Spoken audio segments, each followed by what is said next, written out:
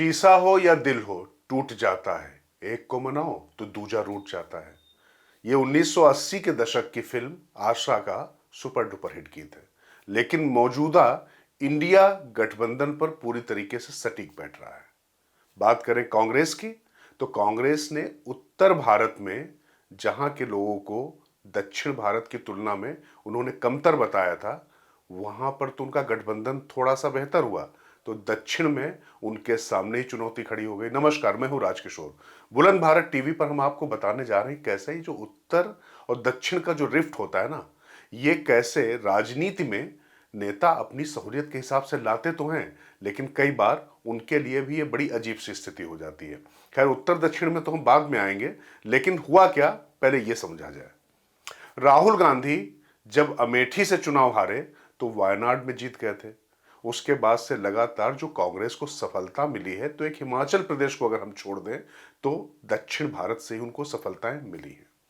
कर्नाटक में जीते, तेलंगाना में जीते, कुछ सीटें वो तमिलनाडु और केरल में भी जीते। तो इसके बाद दक्षिण भारत और उत्तर भारत को लेकर लगातार राहुल गांधी की तरफ से भी कमेंट हुए, और इस तरीके की चर्चा उनके नेताओं की तरफ से, खासतौर से जो दक्षिण भारतीय थे, उन्होंने तो गोमूत्र और तमाम चीजें, गोबर की बात भी की थी। लेकिन खैर, वो विषय नहीं है। विषय यहां पर यह है कि वायनाड में गुड़ का गोबर सीपीआई ने कर दिया। वो सीपीआई जो इंडिया गठबंधन में शामिल है, लेकिन न सिर्फ राहुल गांधी के आगे और ऐसे वैसे किसी कैंडिडेट को नहीं उतारा है। उनके बड़े नेता हैं डी राजा, उनकी पत्नी एनी राजा। वैसे खास बात है कि वामपंथी दल भी वंशवाद का बड़ा विरोध करते हैं, लेकिन उनकी पत्नी वहां पर चुनाव लड़ने जा रही। खैर, वो भी एक्टिविस्ट हैं। इसी तरीके से तिरुवनंतपुरम से जो कांग्रेस के सांसद हैं, बड़े नेता हैं शशि थरूर, उनके सामने भी मिस्टर रविंद्रन को उतार दिया। मतलब कांग्रेस के जो दो सबसे बड़े नेता वहां पर हैं केरल में, उनके सामने सीपीआई ने प्रत्याशी उतार दिया। अब हुआ क्या, इसका कारण समझिए। मतलब उत्तर भारत में, खासतौर से उत्तर प्रदेश में जो हुआ, पहले जयंत चौधरी चले गए, अखिलेश ने कहा हम साथ नहीं, अकेले लड़ने जा रहे हैं। ममता बनर्जी ने पूर्व मतलब पश्चिम बंगाल में बोल दिया था कि नहीं, अब हम तो मतलब सीट डिक्लेयर करने जा रहे हैं। खैर, केजरीवाल के साथ भी उनका दिल्ली में समझौता हो गया, पंजाब में नहीं जा रहे, वो अलग बात है। तो उत्तर भारत से उनके लिए कुछ अच्छी खबरें आई थी।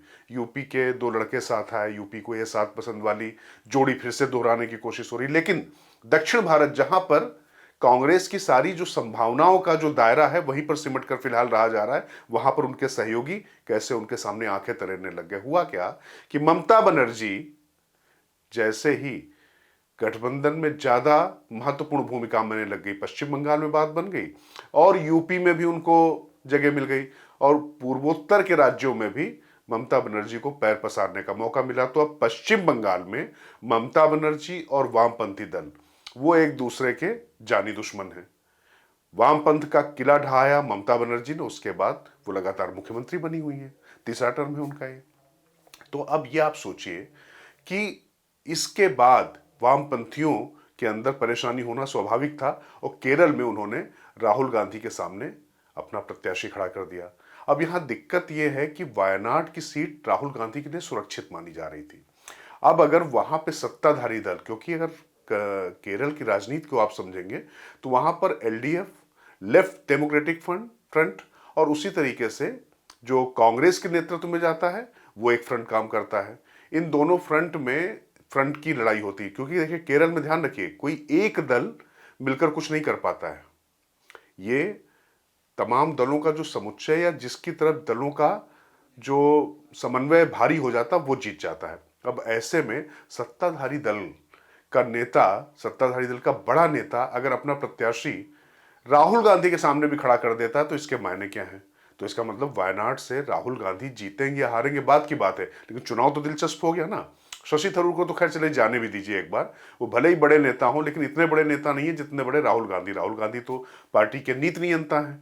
तो राहुल गांधी के सामने भी अगर खड़ा कर दिया गया और उनके नाम पर पूरा ये अलायंस बन रहा है, ऐसी मतलब कांग्रेस की सारी कोशिशें हो रही हैं, लेकिन वो वहां पर नहीं संभाल पा रहे, तो इसकी मैसेजिंग क्या हो रही है, ये देखने की बात है।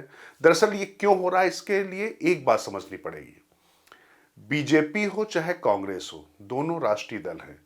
जब स्थानीय छत्रपों के सामने वो जाते हैं तो स्थानीय छत्रप यानी जो राज्य में जिस पार्टी का बोलबाला होता है वो लोग असहज होते हैं, भले ही उनके साथ लड़ रहे हो, लेकिन उनको लगता है कि उनका स्पेस खा रहे, खास तौर से कांग्रेस। कांग्रेस के साथ उनको लगता है कि कांग्रेस को अगर यहां पर जड़े जमाने का मौका मिल गया तो फिर उनके लिए भविष्य में दिक्कत होगी। तो ये जो स्वाभाविक जो राजनीतिक प्रतिद्वंदिता है वो लेफ्ट और कांग्रेस के बीच में ही चलती चली आ रही है केरल के अंदर। तो जो केरल में हो रहा है, तमिलनाडु में क्या होगा ये भी देखना दिलचस्प होगा। उदयनिधि स्टालिन किस तरीके से वहां पर उनका इस्तकबाल करते हैं। इसी तरीके से कर्नाटक में तो अभी कांग्रेस की सरकार है, वहां पर उनका वर्चस्व ये कहा जा सकता है, लेकिन वहां पर खैर उनकी अंदरूनी जो खबरें आ रही वो बात की बात है। लेकिन जो उनके सहयोगी छोटे मोटे हैं वो किस तरीके से उनको लेते हैं। लेकिन जहां पर खुद राहुल गांधी हों, वो अपने सामने अपने सहयोगियों को ना मना पा रहे हो, तो आप मानकर चलिए कि राज्यसभा के चुनाव को लेकर जो बीजेपी पे हॉर्स ट्रेडिंग का या उन पर धमकाने का जो तमाम आरोप जो इंडिया गठबंधन की तरफ से लगेगा, उसके फिर क्या मायने रह जाएंगे। निश्चित तौर पर बीजेपी ने क्रॉस वोटिंग करवाई है, तो बिना लोभ बिना लालच के तो कोई अंतरात्मा की आवाज जो कही जा रही है उस पर कोई वोट देने नहीं गया, सब जानते हैं। निश्चित तौर पर राजनीति का ये ऐसा एक विद्रूप चेहरा है जिसको देखकर वितृष्णा पैदा होती है। लेकिन जब अपने गठबंधन के दौरान बड़े नेता भी अपने आमने सामने लड़ने से नहीं बच पा रहे हैं, तो जो उनके लोग इधर उधर जा रहे हैं, तो उन पर जब वो सवाल उठाएंगे तो उस पर बहुत ज्यादा उसको कोई तवज्जो नहीं देगा। क्योंकि आपको पता है हिमाचल प्रदेश में क्या हुआ है। हिमाचल प्रदेश में जैसे अभिषेक मनु सिंघवी को यहां से भेजा गया था, वहां पर कांग्रेस के जो विधायक थे उन्होंने एक तरीके से बगावत कर दी, और जो वहां पर प्रत्याशी बीजेपी के थे उनके पक्ष में 9 विधायकों के जाने की बात की जा रही है, 6 विधायकों के जाने की बात की जा रही थी। खैर अब वहां पर जो नतीजे आए सो आए, वो आपके सामने हैं। लेकिन ये तो तय हो गया कि कांग्रेस अपना कुनबा जब नहीं संभाल पा रही है, ये आरोप लगाएगी बीजेपी पर कि देखिए हमारे लोगों को तोड़फोड़ कर दी गई। क्योंकि बिहार में भी एक विधायक तेजस्वी का और 2 कांग्रेस के क्रॉस वोटिंग कर गए। आपको पता है यूपी में तो खैर रिकॉर्ड ही टूट गया है। अखिलेश यादव के मुख्य सचेतक मनोज पांडे समेत जो है उनके ही 8 लोग चले गए।